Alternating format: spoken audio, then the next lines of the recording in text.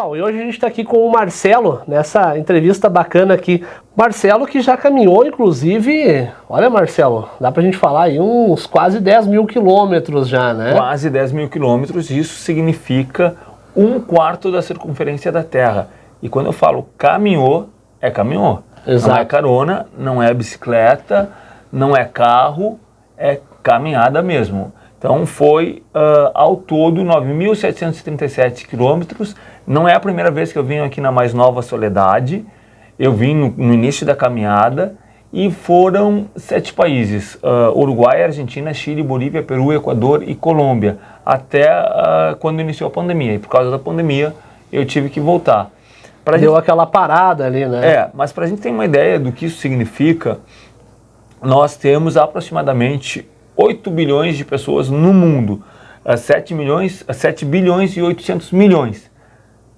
15 pessoas já fizeram uma volta ao mundo a pé, 15 de quase 8 bilhões de pessoas. No Brasil, nós temos 214 milhões de pessoas. De 214, tem 2 pessoas tentando fazer uma volta ao mundo a pé. O Matias Tartieri, de Santa Catarina, e eu. Então, é um grupo pequeno. É um grupo pequeno. Mas existe, é possível. Sim, exato. Para você que está em casa agora entender um pouquinho a história do Marcelo, o Marcelo que começou fazendo a caminhada dele, né, em homenagem à tua irmã, né, Marcelo? Isso. A Aline, né? E a partir dali o Marcelo começa uma caminhada em homenagem a ela e acaba encontrando o próprio propósito dentro da caminhada, colecionando vivências. Então, ao longo dessa 1 ano e 7 meses de caminhada, as pessoas me chamaram de Forrest Gump da América Latina. O Forrest Gump perguntavam para ele por que ele estava correndo e esperavam que ele desse uma resposta filosófica, algo que enchesse a vida das pessoas de sentido, que surpreendesse elas, uma resposta poética e bonita. E o Forrest diz, por que está correndo? Porque eu quis correr. Exato. E quando as pessoas me perguntam por que eu estou correndo, elas também esperam algo que se encaixe nos parâmetros que elas têm de vida. Uma filosofia. Não, tem que ser por isso, tem que ser por aquilo. Ao invés de me perguntar pelo sentido, por que eu vivo, meu objetivo é viver. Eu estou mais do que convencido que o que a gente pode deixar para as pessoas é uma vida feliz. O que eu posso deixar de melhor para as pessoas? A minha vida vivida. Uma vida feliz é uma vida que a felicidade, quando tu vive uma felicidade plena, verdadeira, nunca é só tua. Tu sempre passa para os outros. Então, o que eu quero com essa viagem, então a proposta é 10 anos de caminhada, e o que eu quero é dizer assim, eu colecionei histórias.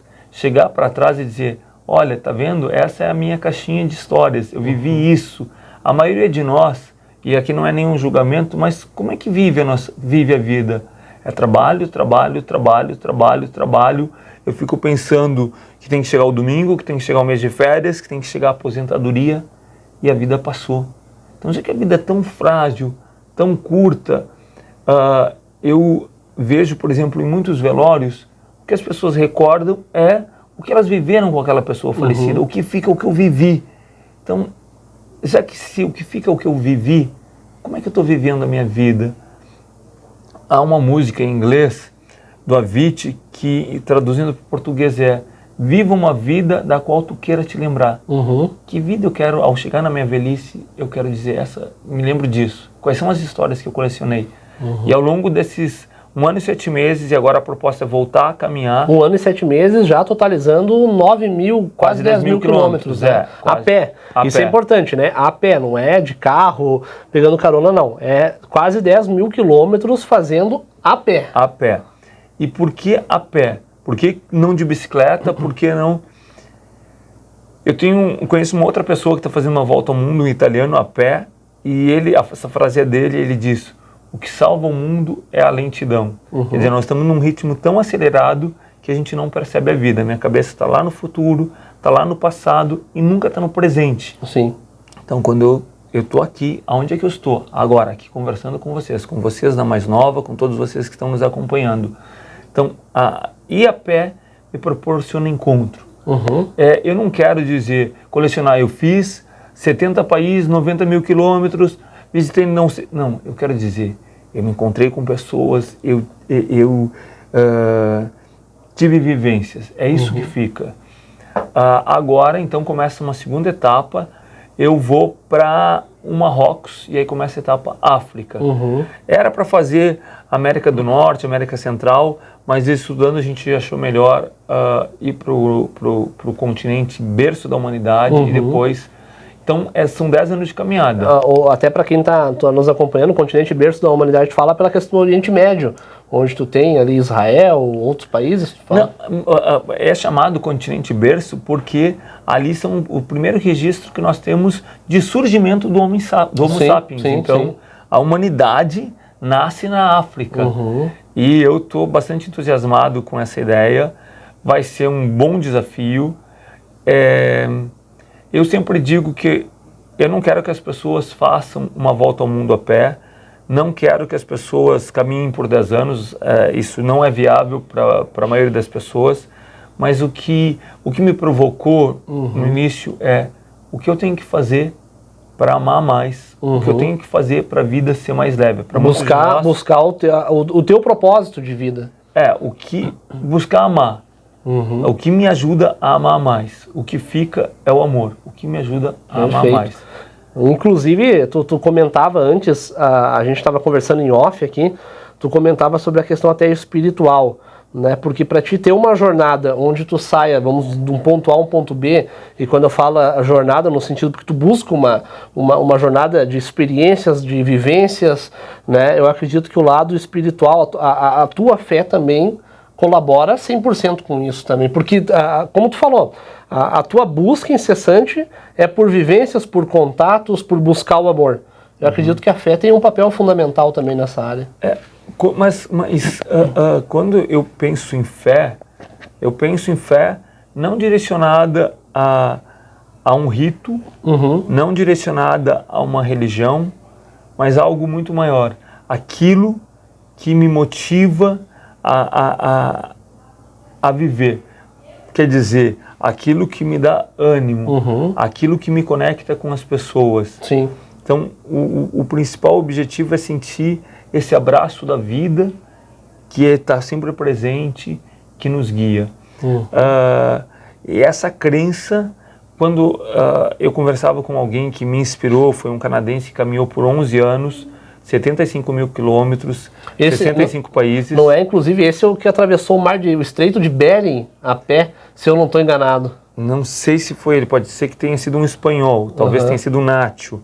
E o Jean Beliveau, ele me disse assim, eu perguntei para ele, o que eu tenho que levar para me preparar, o que eu tenho que me preparar? E ele disse, tem que te preparar, tem que te organizar, mas especialmente acredita no ser humano, faz o bem e acredita na bondade do ser humano. Quando eu estava iniciando a caminhada, nos primeiros dias, tinha saído de Porto Alegre e passei por São Lourenço, eu estava sendo entrevistado como aqui por um site de notícia da cidade, e eu perguntei se tinha alguém que podia me acolher dali a 2 dias em São Lourenço. Eu estava em Camaquã. E alguém me colocou em contato com um senhor que gostava de viajar, a família gostava de viajar e já tinha recebido viajantes na casa dele. E ele aceita me acolher, só que no dia que eu estou para chegar na cidade, ele me diz, olha, eu não vou poder estar em casa porque faleceu um familiar, eu vou para outra cidade, mas a chave da casa está em tal lugar, pode entrar.